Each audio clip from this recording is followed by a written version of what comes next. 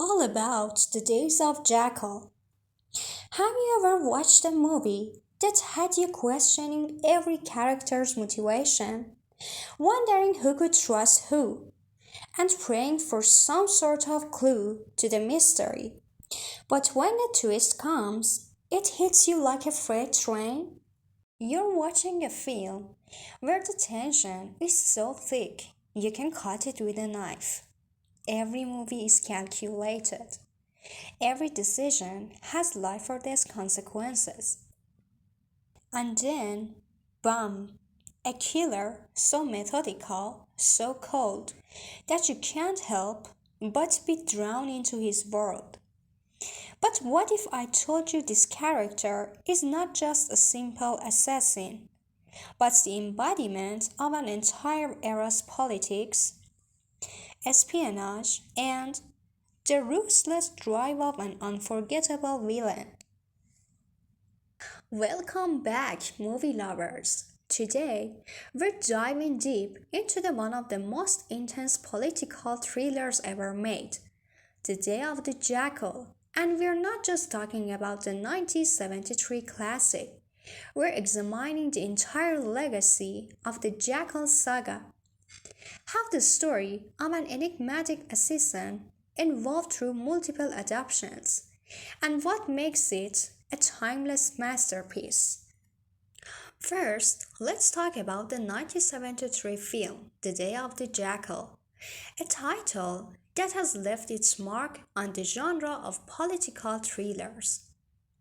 Directed by Fred Zinnemann and based on the novel by Frederick Forsyth, this film tells the story of an unnamed assassin, simply referred to as the Jackal, who is hired to kill French presidents. Now, you might be thinking, another assassin movie? What's so special about that? Well, the genius of this film lies in its meticulous pacing, its dedication to realism, and how it plays one of the most fundamental aspects of suspense, the thinking clock. What makes the Jackal so chilling isn't just his skill, it's his cold, unfeeling precision. And he's a man who doesn't speak much, doesn't reveal much, but you can feel every moment building toward an inevitable conclusion. But here's the kicker, he's not a typical villain. Think about it.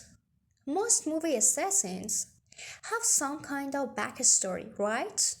They're motivated by revenge, personal vendettas, and the promise of riches.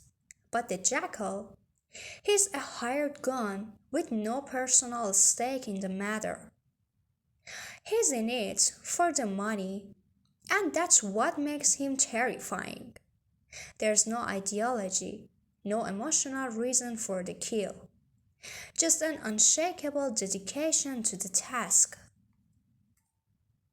What's so unique about the 1973 film is how it splits the narrative between the assassin and the investigation.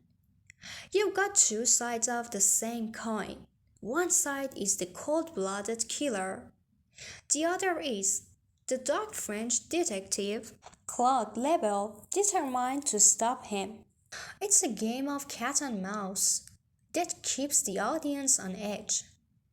You never know if the Jackal will succeed or if the police will close in on him. The race against the time setup is a key reason why the film stands the test of time. Another standout feature of the film is its unparalleled sense of realism. The attention to detail in the plot, locations, and even the technical aspects of the assassination plans makes the film feel like it could actually happen. The Jackal doesn't just waltz in and take out his target. He spends weeks preparing, observing, and creating the perfect disguise.